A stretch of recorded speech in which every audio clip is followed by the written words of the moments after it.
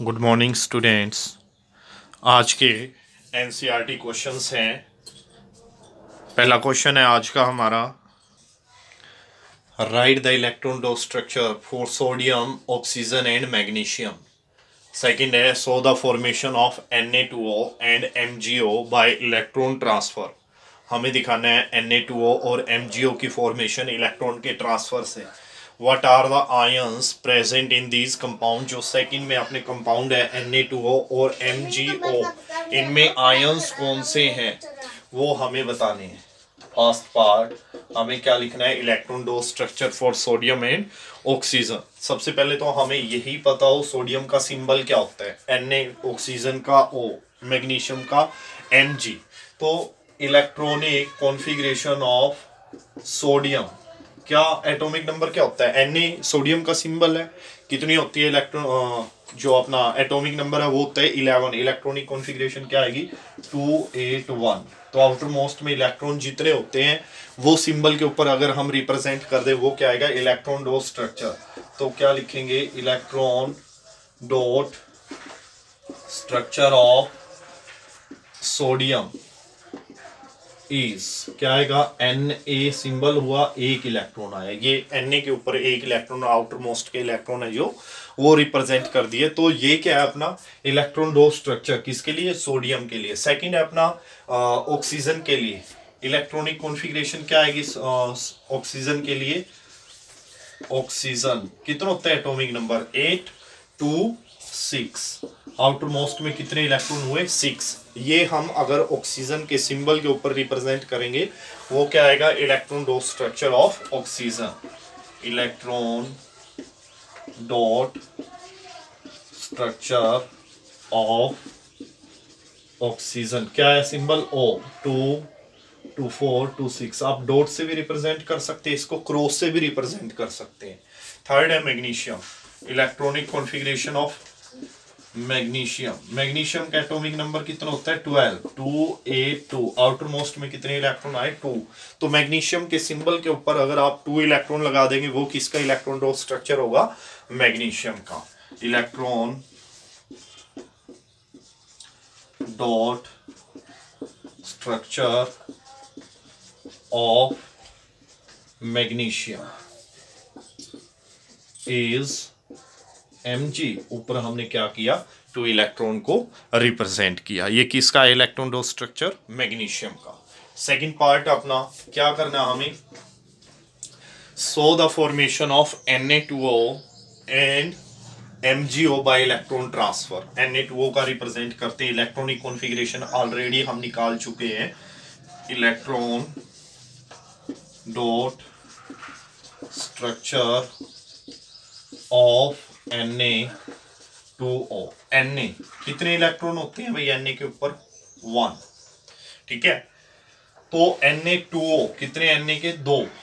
Na2 ये हो गए Na2, 2 सोडियम एटम ले लिए, 2 है ना इसमें। ऑक्सीजन, ऑक्सीजन के ऊपर कितने इलेक्ट्रॉन है 2, 2, 4, 2, 6। अब ध्यान से समझेंगे, सोडियम के पास हो गए भाई एक इलेक्ट्रॉन आउटर मोस्ट में। अगर ये एक इलेक्ट्रॉन डोनेट कर देता है इसके पास क्या रहेंगे 2, 8, 2, 8 क्या है, नोबल गैस कॉन्फ़िगरेशन क्या होती है, नोबल गैस कॉन्फ़िगरेशन 2, 8, 8, 18, 18, 32। तो इलेक्ट्रॉन ट्रांसफर क्यों होते हैं, नोबल गैस कॉन्फ़िगरेशन प्राप्त करने के लिए। तो अगर एक इलेक्ट्रॉन सोडियम दे देता है तो इसके पास क्या रह जाएंगे 2, 8, 2, 8 क्या है, नोबल गैस कॉन्फ़िगरेशन। तो ये अपना एक इलेक्ट्रॉन ऑक्सीजन को देगा। ऑक्सीजन के पास कितने हैं 6। इसको नोबल गैस कॉन्फ़िगरेशन कैसे मिलेगी, या तो ये 6 खो दे या 2 ले ले। अब 6 कोई भी इलेक्ट्रॉन डोनेट नहीं कर सकता है, तो ये क्या करेगा 2 गेन करेगा, एक इस सोडियम से लेगा और एक इस सोडियम से लेगा। तो इस तरह से क्या बनेगा, Na पॉजिटिव आयन आएंगे 2 और एक आएगा ऑक्सीजन। क्या बनेगा अपने पास आएगा Na पॉजिटिव, दो तो ये आए, और O के ऊपर क्या आए 2, 2, 4, 2, 6। तो पहले थे 2 सोडियम से आए 8। इसके ऊपर क्या आया, -2 चार्ज आएगा इसके ऊपर, 2 नेगेटिव। और क्या बनेगा ये Na2। ये इलेक्ट्रॉन डोट स्ट्रक्चर है, समझ में आया। तो उसके बाद हम पढ़ेंगे next formation of MgO। Electron dot structure of MgO। ये आपके समझ में आएगा इलेक्ट्रॉन डोज स्ट्रक्चर Na2O का। अभी MgO का करेंगे, ठीक है। नेक्स्ट है इसमें electron dot structure, second part में MgO का, electron dot structure of MgO। Mg के पास कितने इलेक्ट्रॉन है भाई? अभी आपने Mg की इलेक्ट्रॉनिक कॉन्फ़िगरेशन निकाल ली थी, 12 एटॉमिक नंबर था, 2 8 2 282, तो 2 इलेक्ट्रॉन हुए इसके ऊपर। ऑक्सीजन के ऊपर कितने हैं? 6। कितने की नीड है भाई? Mg अगर 2 इलेक्ट्रॉन खो दे तो इसके पास कहेंगे 28, जो कि क्या है? Noble gas configuration. जबकि ऑक्सीजन 2 गेन कर ले, गेन करने के बाद 8 हो जाएंगे, इसको भी क्या मिलेगी? Noble gas configuration. तो ये दोनों इलेक्ट्रॉन कहाँ देगा? ऑक्सीजन के पास देगा। और जैसे ही ऑक्सीजन को दोनों इलेक्ट्रॉन देगा, किसने दिया है भाई? Mg ने। Mg क्या बनेगा? Mg2 पॉजिटिव देने वाला क्या होता है? धनी, ठीक है। अब ऑक्सीजन पे कितने आए? 2 2 4 2 6 6 तो पहले है, 2 मैग्नीशियम से मिले, इसके ऊपर आएगा नेगेटिव, ऋणी, क्योंकि इसने लिया, लेने वाला क्या होता है? गरीब होता है, नेगेटिव होता है। क्या बनेगा और क्या लिखेंगे हम इसको? MgO। तो ये अपने इलेक्ट्रॉन डोज स्ट्रक्चर हुए। थर्ड पार्ट में क्या पूछा उसने? What are the ions present in these compound. इन कंपाउंड में कौन कौन से आयंस हैं? Na2O contain Na positive and O2 negative ions. कौन कौन से थे उसमें? Na पॉजिटिव और O के ऊपर 2 नेगेटिव, क्योंकि 2 इलेक्ट्रॉन लेता है। और जो अपना MgO आया, MgO contain Mg2 positive and O2 negative ions. ये 2 आयंस होंगे। तो ये अपना क्वेश्चन फर्स्ट हुआ आज का। सेकंड क्वेश्चन है हमारा,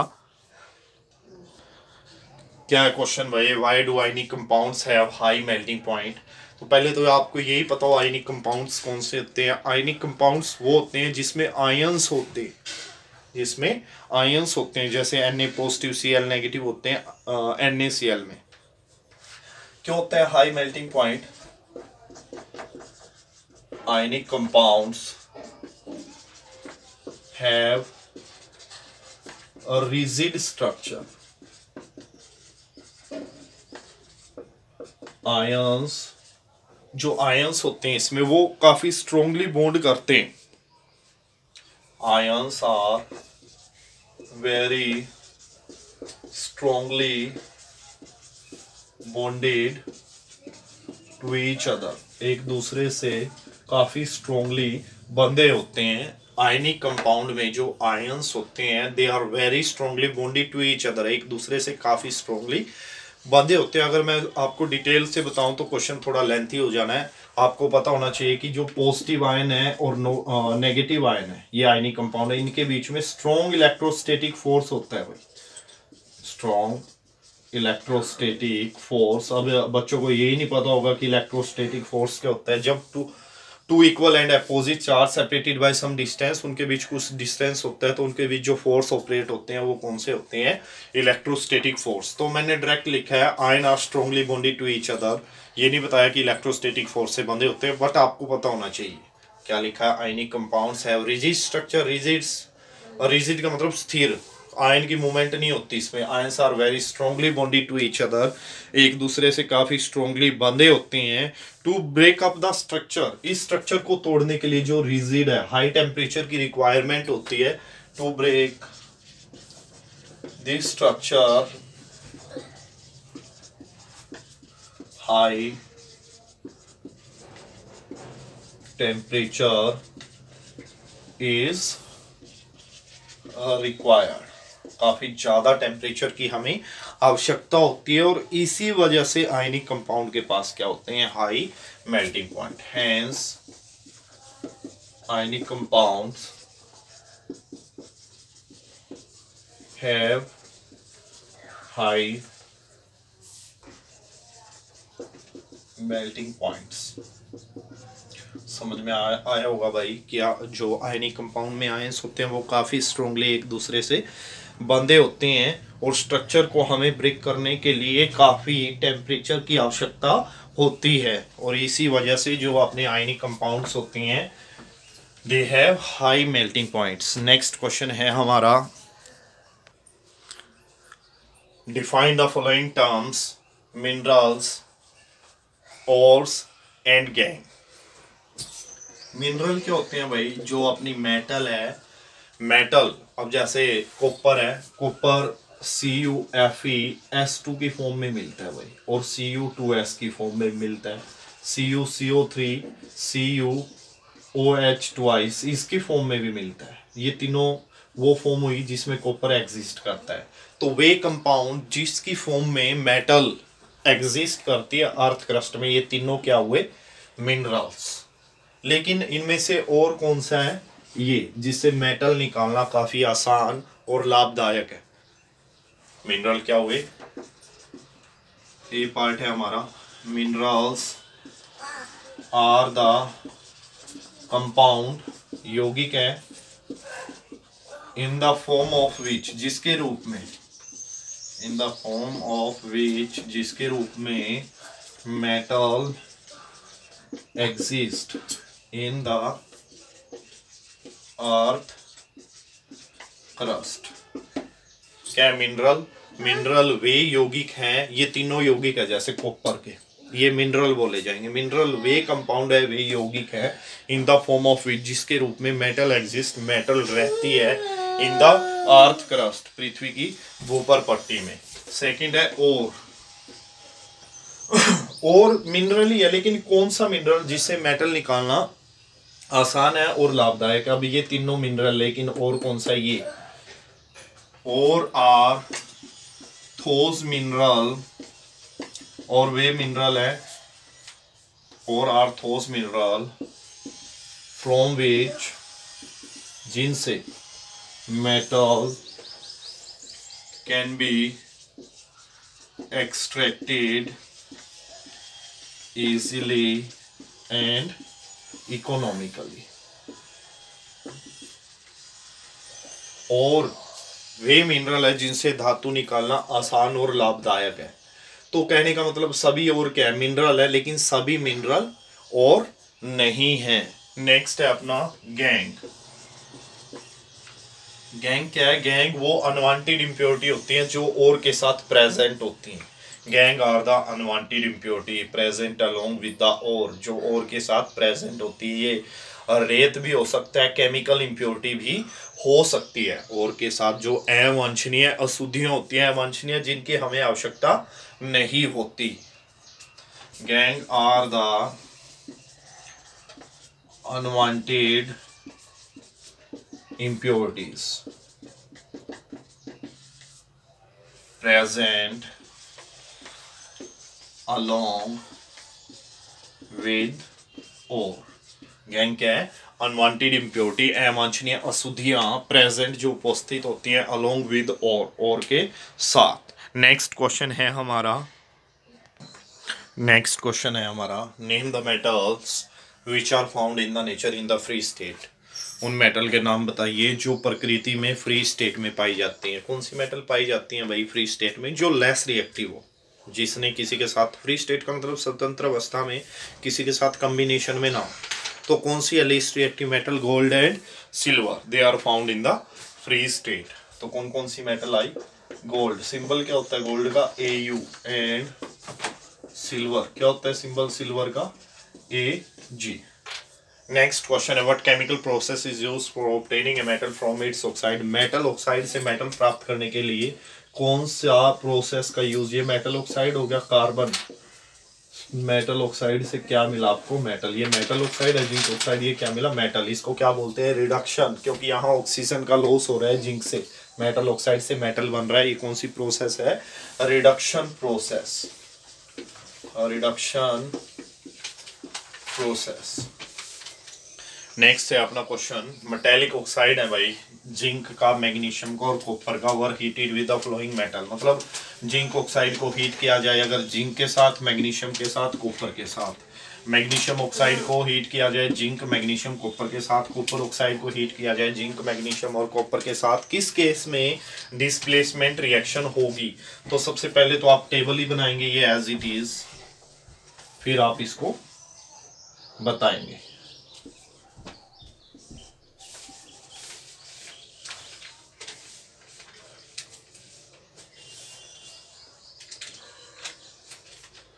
क्या है यहाँ, मेटल ऑक्साइड, जिंक, मैग्नीशियम और कॉपर। यहाँ क्या है, जिंक ऑक्साइड, सेकंड है मैग्नीशियम ऑक्साइड और थर्ड है कॉपर ऑक्साइड। भाई देखो, जब जिंक ऑक्साइड जिंक के साथ रिएक्शन करेगा कोई भी रिएक्शन नहीं होगी। अब मैग्नीशियम करेगा जब जिंक ऑक्साइड के साथ, तो मैग्नीशियम क्या है, मोर रिएक्टिव है भाई जिंक से, ये जिंक को हटा देगा तो ये डिस्प्लेसमेंट रिएक्शन शो करेगा। कॉपर जिंक ऑक्साइड के साथ रिएक्ट करेगा, ये डिस्प्लेसमेंट रिएक्शन नहीं देगा क्योंकि कॉपर जिंक से कम रिएक्टिव है। समझेंगे ध्यान से, मैग्नीशियम क्या है, ज्यादा रिएक्टिव है जिंक से, ये जिंक को हटा देगा भाई इसके कंपाउंड में से, ये डिस्प्लेसमेंट रिएक्शन करता है, कॉपर नहीं करेगा। सेकंड केस की बात करते हैं, मैग्नीशियम ऑक्साइड। मैग्नीशियम क्या था भाई, ज्यादा रिएक्टिव था किससे, जिंक से। अब जिंक तो नहीं हटा पाएगा भाई मैग्नीशियम को, समझ में आ रहा है साफ साफ, कौन था ज्यादा रिएक्टिव, मैग्नीशियम। अब किसकी रिएक्शन है, जिंक की, किसके साथ, मैग्नीशियम ऑक्साइड के साथ, तो जिंक लेस रिएक्टिव था, ये मैग्नीशियम को यहाँ से हटा नहीं पाएगा, मैग्नीशियम के साथ कोई रिएक्शन नहीं होगी। कॉपर क्या है भाई अपना, किससे, लेस रिएक्टिव था कॉपर, जिंक से भी कम रिएक्टिव था भाई, तो ये भी नहीं दिखाएगा। अब थर्ड की बात करते हैं, कॉपर ऑक्साइड जिंक के साथ रिएक्शन करेगा, जिंक ज्यादा रिएक्टिव है, मैग्नीशियम भी, ये शो नहीं, ये रिएक्शन नहीं करेगा। तो क्या पता चला यहाँ से, एक बार जो आप ध्यान में रखेंगे, सबसे ज्यादा रिएक्टिव Mg यहाँ पे, उससे कम जिंक, उससे कम कॉपर। तो जब मैग्नीशियम की बात आती है, मैग्नीशियम क्या करेगा, जिंक को हटा देगा क्योंकि ज्यादा रिएक्टिव है। कॉपर नहीं हटा पाएगा भाई जिंक को, इसके ऑक्साइड से क्रॉस लगाया हमने, मैग्नीशियम ऑक्साइड आ गया, मैग्नीशियम ऑक्साइड ना जिंक हटा पाएगा ना कॉपर, दोनों में क्रॉस आया। फिर कॉपर ऑक्साइड में दोनों ज्यादा रिएक्टिव है, मैग्नीशियम भी हटा देगा और जिंक भी हटा देगा। नेक्स्ट क्वेश्चन है हमारा,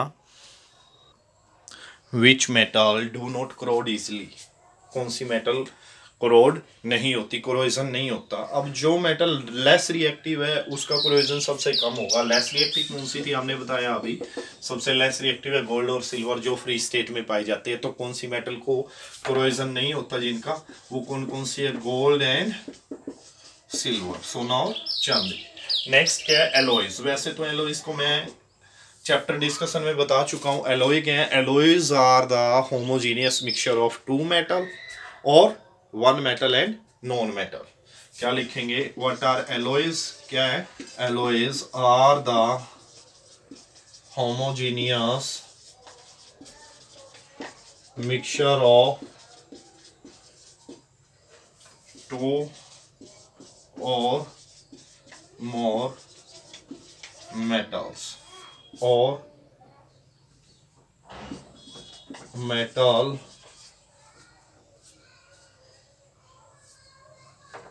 एंड नॉन मेटल, इनका भी हो सकता है भाई। एग्जाम्पल भी लिख सकते हैं आप इसमें, ब्रास, ब्रॉन्ज, ये इसके एग्जाम्पल है भाई, ब्रास और ब्रोंज। तो आज के लिए आप इतना ही करेंगे, कल हम चैप्टर 3 के एक्सरसाइज क्वेश्चन डिटेल से पढ़ेंगे। आज के लिए इतना ही, थैंक यू।